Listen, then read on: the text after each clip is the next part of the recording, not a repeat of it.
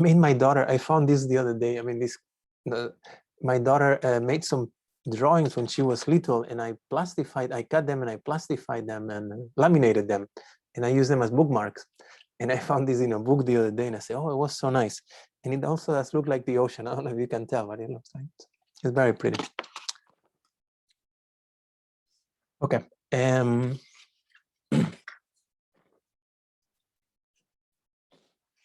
So all these leads us to a very, we have a few minutes, so I like to just, one of the topics for today was this idea of, how to overcome or how to transform the 7, I put a number just to limit the amount of topics to cover, but, you could find more or less, so it's just, a way to present things. Roadblocks or blocks to living an extraordinary life. Okay, and again, an extraordinary life, everybody has a different kind of extraordinary life, and every moment for everybody also presents a different kind of extraordinary life. It's very personal and very timely. But it's basically, the way I understand it and experience it is, a life where you feel aligned, where this deeper experience of stillness and creativity are aligned. And when you feel this sense of awareness, of wakefulness, and a heart that is loving, even with the challenges, this is for me, it's very easy to talk about these things because I make so many mistakes and I screw up so much that it's just, but then you always go back to a loving heart and an open communication and say, okay, so, this happened, and okay, we start from here. So, the main, as I was reflecting, what I found to be, over these years, to me, some of the main blocks, or the way I summarize it, okay? The main block, no doubt, is an awareness, okay? Being unaware of oneself, being unaware of one's surroundings, being unaware of, one's needs and others' needs. And that comes, from being unaware of one's nature. And so there's 2 basic types. Sometimes this is called ignorance, but ignorance sounds a bit like, he's an ignorant person. It's, we just call it an awareness.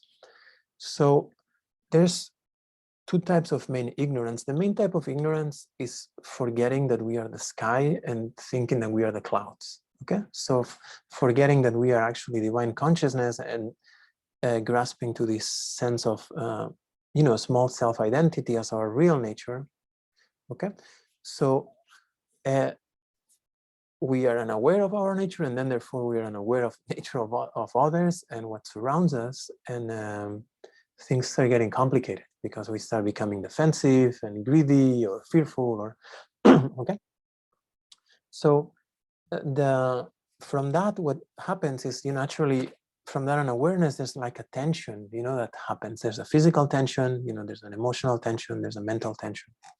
Okay. So that will be the second block here. The third block will be that from that tension, we develop illness, but the main illness in this case is the illness of rigid views, of thinking, oh, this is this way. That's the only truth. You have all these religions that are the only truth, the only book, the only savior. Okay. It's a bit tricky. Only one, all this incredible universe, and only one sounds a bit limiting. Okay. And then also this kind of thing, oh, I'm like this, I cannot change, so that kind of rigidity, it's the natural, progression of tension in our awareness. Okay. And what happens with this, which is the 4th roadblock here, it just, and then we'll go over the solutions or, some suggestions. Then we just naturally go against the flow of life, life is openness, life is very fluid, life is constantly changing. Okay. In nature, you see strength, you see power, but most of the time, it's rarely you see tension. I mean, obviously, there's tension between things that hold each other, and there's, you see a building, there's tensions that are naturally supporting each other. But it's not a tension that cuts flow so much. It's a tension that is actually the natural expression for things to have a, a structure. Okay. So the other ones, I think another of the main blocks here is like double is not having a clear view, okay? Because so if your potential is not clear, it's very difficult for one to have a clear view. And then the main, I think for most of us is not sustaining our view for long enough, okay? AKA impatience, okay? Impatience, some people say, oh, I'm very perfectionist. You know, sometimes we would see like, yeah, there's this sense of wanting things to be perfect, but at the same time, it's also like almost a sense of impatience of not letting things kind of unfold by themselves. Okay, I mean we have to participate. Okay, okay. Then I think one of the main issues that I have and that I've observed in many people is like taking things too personal. Okay.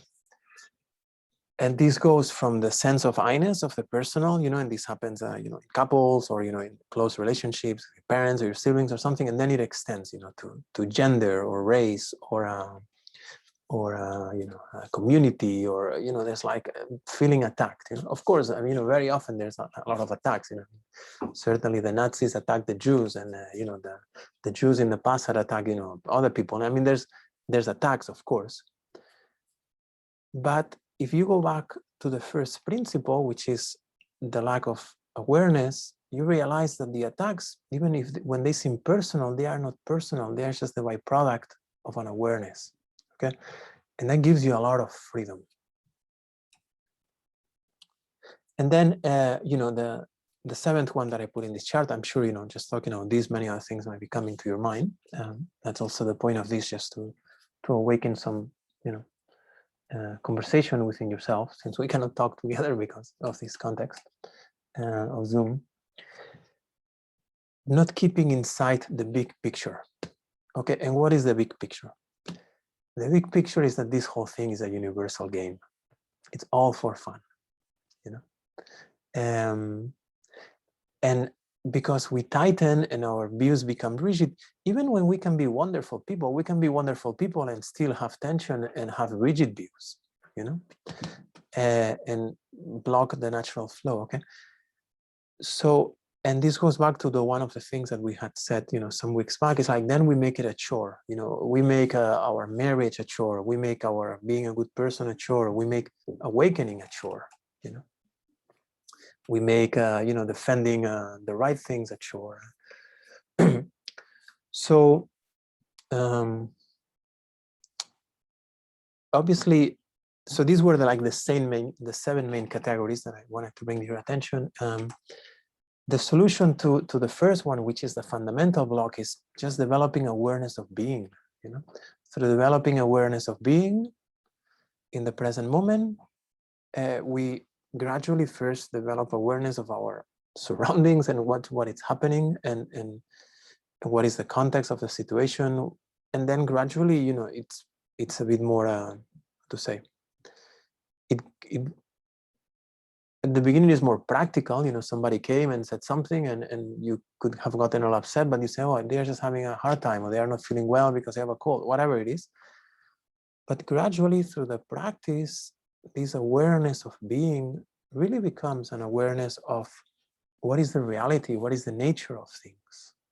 Okay, what is this divine being that embodies everything? This practice of listening to the sound of the breath is an exquisite practice for this, you know. Through doing this, you gradually, or one, you know, practitioner, it is said that gradually starts actually perceiving the divine within every single thing. You know? Not the divine here and the divine there, you know. You can look at my hand, the divine. So not the divine, the divine, the divine. No, no. The divine, all, you know, the same divine. The divine is there, but that person's still an a-hole. No, no. Okay? It's like the divine. Okay?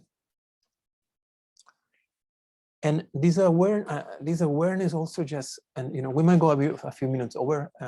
I like to cover this, so I know it's noon. it's also very special because then you're aware of emotions, of impulses that you have, and instead of trying to suppress them, you say, okay, within this awareness of being, why do I have these emotions, positive or more like they give you a hard time, or what is the background? So you start recognizing your desires, the things that you would like to accomplish, the things that you intuit that will make you feel fulfilled.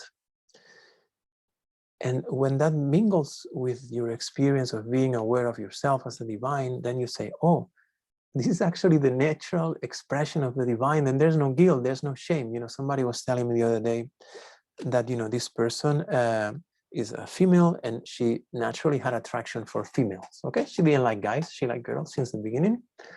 She could tell that, but she felt forced to go into relationships that she didn't agree because the pressure of the external, the church where she grew up, that was forbidden. Okay, that was like sin.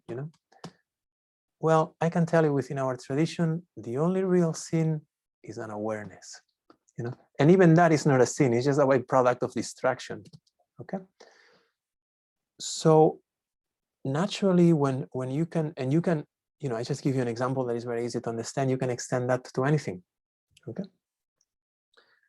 so naturally the manifestation of that kind of awareness, it's a softness. It's like your body kind of relaxes. You say, oh, you actually mean that if I like girls, I can kiss girls? I say, sure, if the other girls want. I mean, that's fine with me. I mean, sounds fantastic. I like to kiss girls too, So, okay.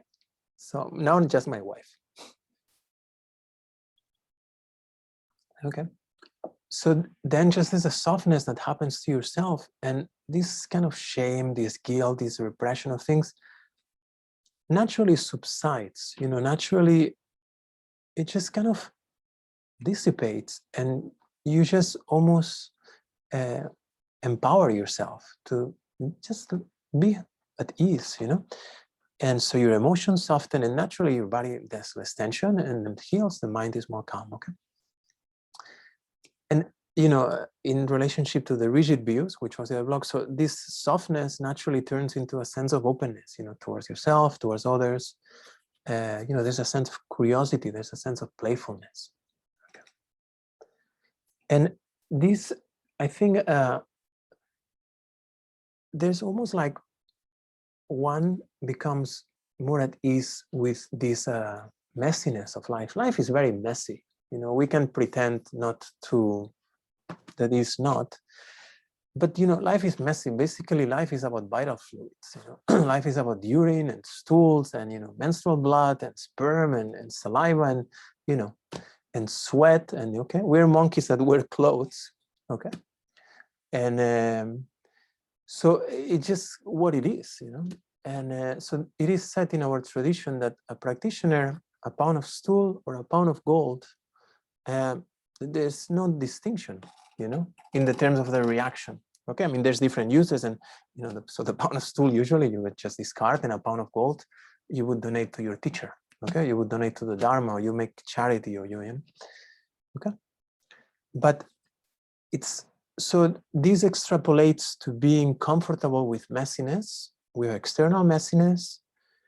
That doesn't mean that you have to be messy, okay?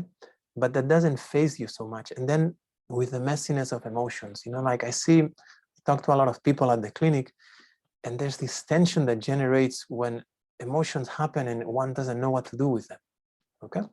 And 20 years later, 30 years later, somebody passed and the person is still frozen. Okay, I don't know what happened.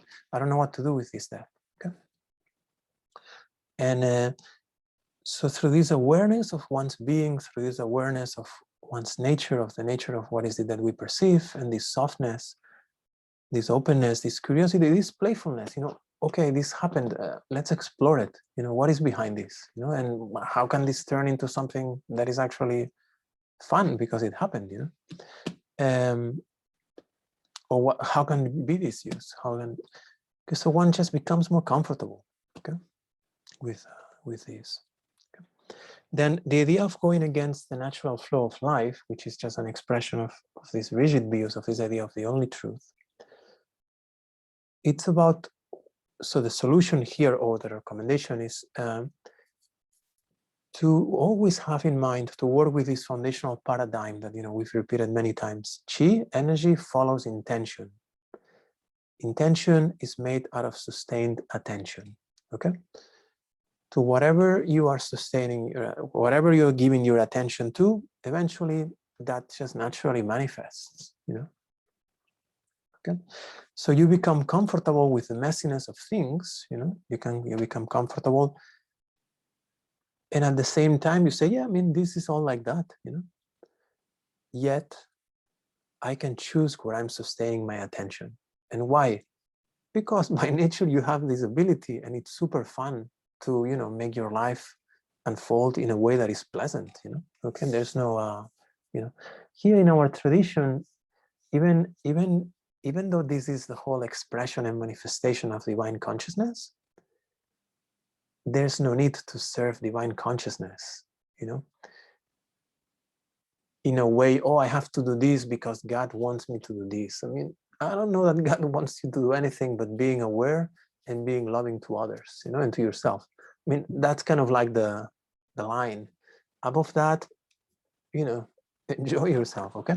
So relish the potentiality of this. Then sustaining the clear view, this is so essential. This goes along with the same thing. By following intention,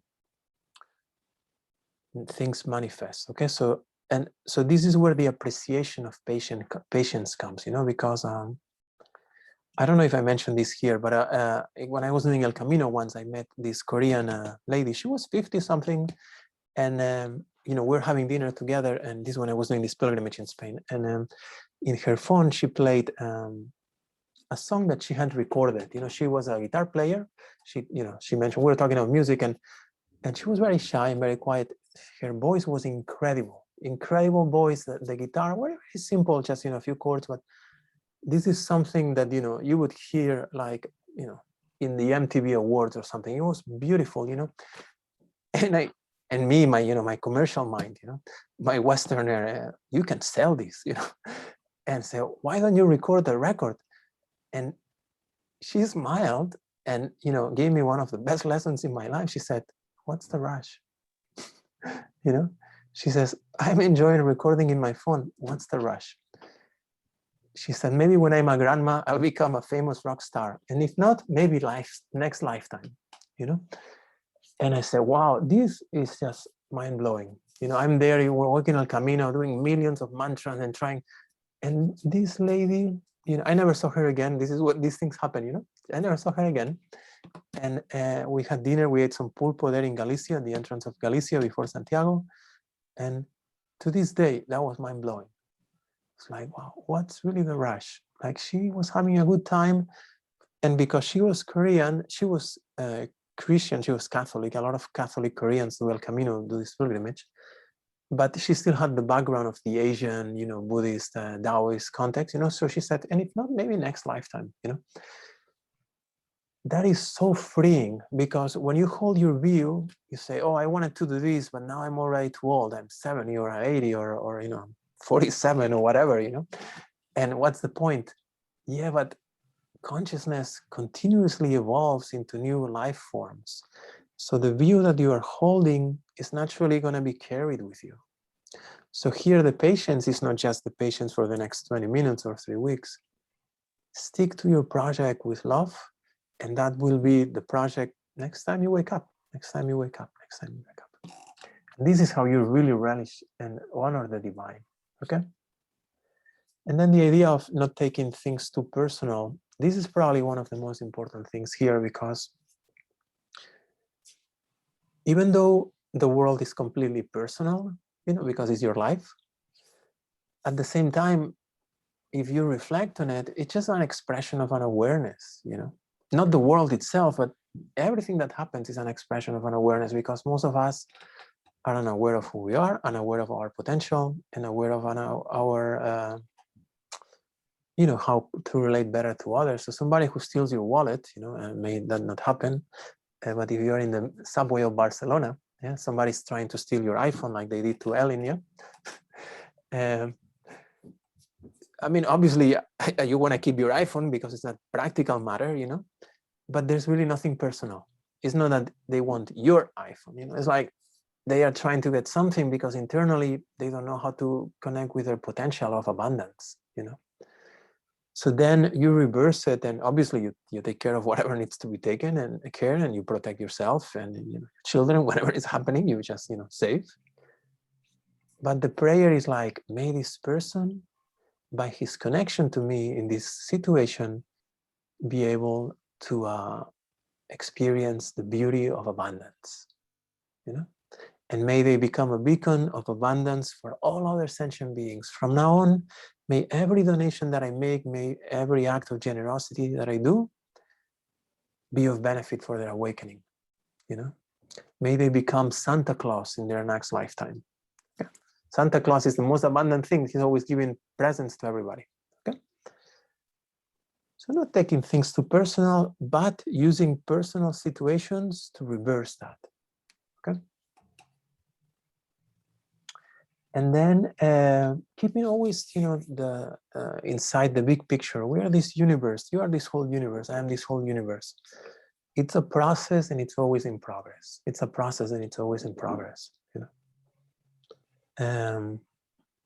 know, some of you are artists. You know, like pottery, writing, music. You know, when is the process going to end? You know, it's just a process. You know, you make one more piece, and you make one piece, and, you know, another piece will come. It's always a process, and it's always in progress. You know. And that's the nature of, when are the waves going to stop? You don't go to the ocean and the ocean says, okay, this was 108 waves, I'm done for the day. It's effortless waves coming. Okay. And then just to leave you with this, it's all for fun, you know. And you know, the fun has many contrasts, you know. Like, one of the things that I find no fun at all is roller coasters.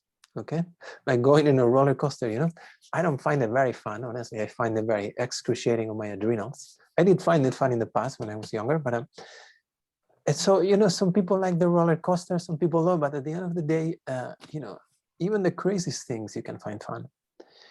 And then the idea that, and this goes along very well to what that, you know, the Korean sage, the singer, you know, like, there's really no real gain or loss, but enjoying yourself in the present moment. You know, when my grandfather died, he was 84, and I remember, you know, it was maybe 2009 or something, and you know, I mean, your grandpa dies. He was such a fantastic man, and you know, so much beauty about his being, and you know, he was the pillar of the family, and in many ways, and so he died, and we went to the, you know, so you go to the burial place, and he was cremated, and it was exquisite. It was so beautiful, you know, like everything was beautiful. You know, the casket was shiny, and he was looking fantastic, and we had a lot of room to do, you know, to do my practice and to sit there. And then the cremation was incredible. We were singing there, and you know, I suggested everybody brings good memories of him, and you know, we shared some things, and of course we were sad and there were tears, but you can make anything into anything you want. Okay. So our ability to be aware, and our ability to give and accept love, to relish love, it's really the main thing here, according to our teachings. So so that's beautiful. Thank you for being here, so we can share. So that covers a bit what I wanted to cover. There's a topic that we didn't cover on the previous session, was about closing cycles, which goes along very much here with you know, this, but I'll cover that maybe next time if we have time. Or not if we have time, I'll make sure I cover that next time. The practice for today, the main practice is to listen to the sound of the breath, and then you know, just do that until next time we see each other. And then we dedicate the merit. So with profound gratitude to our teachers, to the divine, to our parents, to our family lineage, and to To the benefactors of love, we are the people who are super nice to us, and the benefactors of patience, who are those who present us with challenges and contrast. So we express our gratitude, and we read this.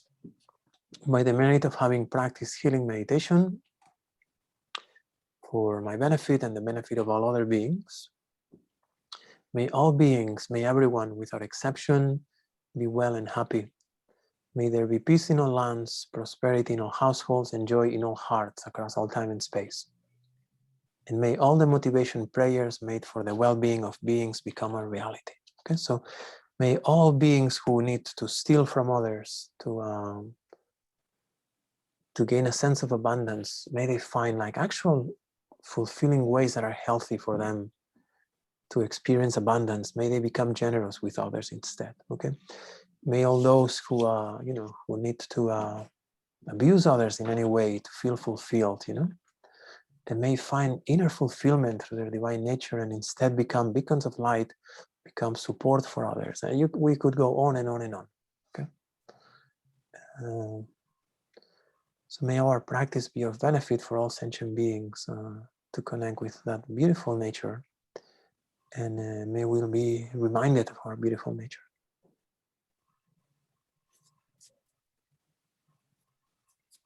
Wonderful.